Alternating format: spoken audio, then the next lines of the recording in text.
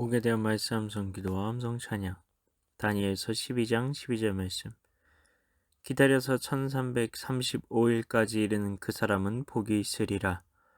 기다려서 1335일까지 이르는 그 사람은 복이 있으리라.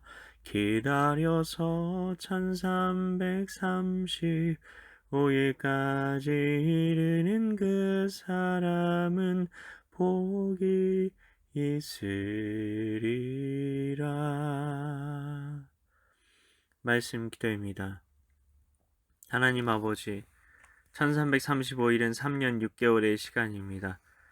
그런데 이 시간이 왜 중요한 것이고 그때까지 이르는 사람에게 복이 있다는 것이 무엇인가요? 다니엘은 과연 무엇을 말하는 것일까요? 그리고 그때까지 기다리라는 것은 어떻게 하라는 것인가요? 그냥 가만히 기다리기만 하면 된다는 것인가요?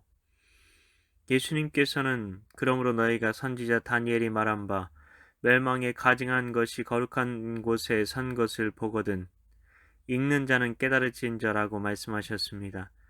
예수님께서는 다니엘서의 예언에 대해 설명해 주셨습니다. 마태복음 24장에 나오는데요. 제자들은 감람산에서 예수님께 세상 끝의 징조에 대해 묻습니다. 그때 예수님께서는 첫째, 많은 사람들이 와서 자기가 그리스도라 할 것이라고 하십니다. 그 사람이 그리스도가 아닌 줄 아는 징조가 있다고 하십니다.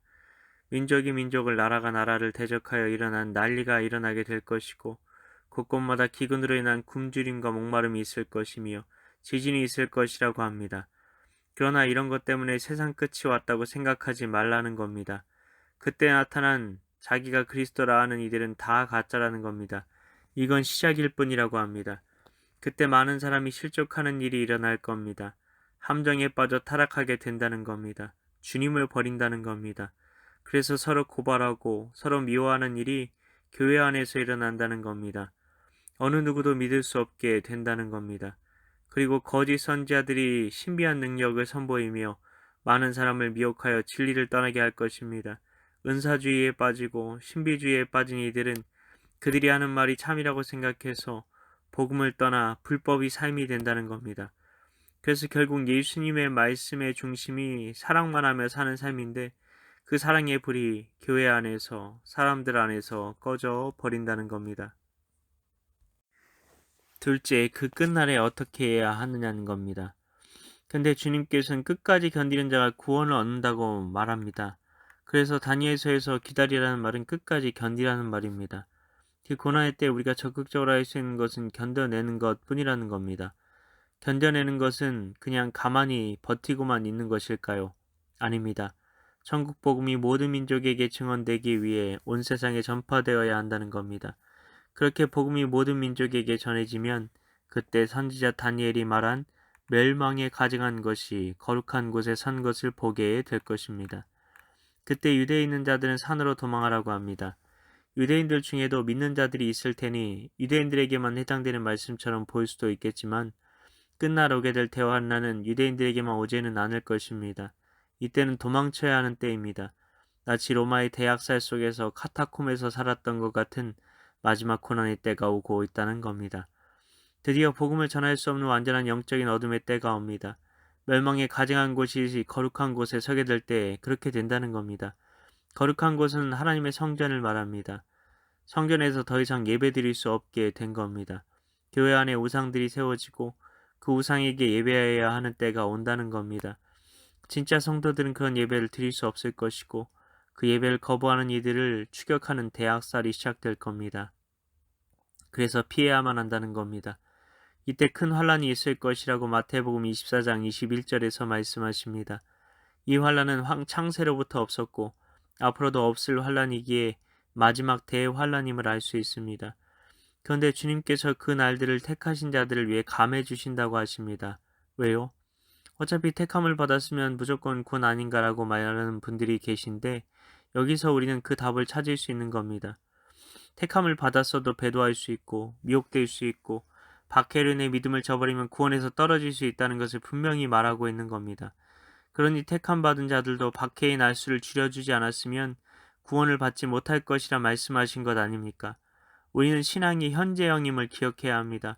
과거에 내가 어떠했든지 아무 소용이 없습니다. 철로를 달리는 전차는 전기가 현재형으로 계속 공급되지 않으면 멈춰버리는 겁니다. 우리 신앙도 마찬가지입니다. 가지가 포도나무에 붙어 있지 않으면 그 가지는 잘라져서 불에 던져 살라지게 된다고 말합니다. 우리는 어떻게 해서든 예수님께 붙어 있어야 합니다.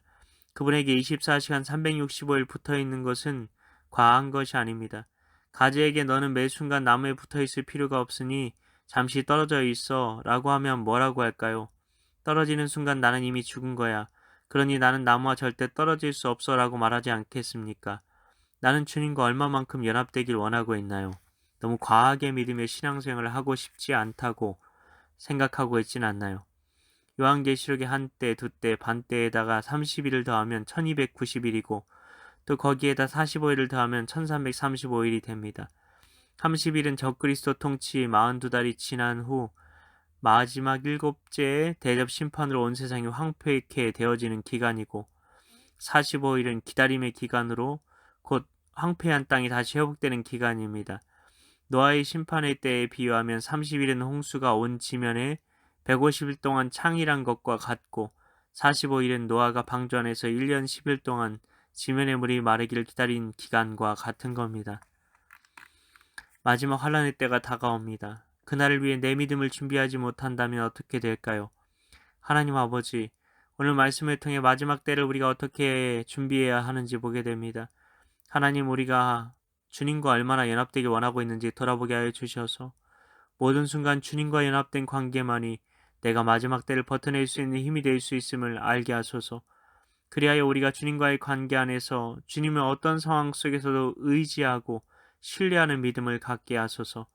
주님 없이는 단 한순간도 살 수 없는 모든 순간 주님의 인도함을 받는 그런 믿음의 사람으로 우리가 세워지게 하소서. 믿고 감사드리오며 예수님 이름으로 기도하옵나이다. 아멘.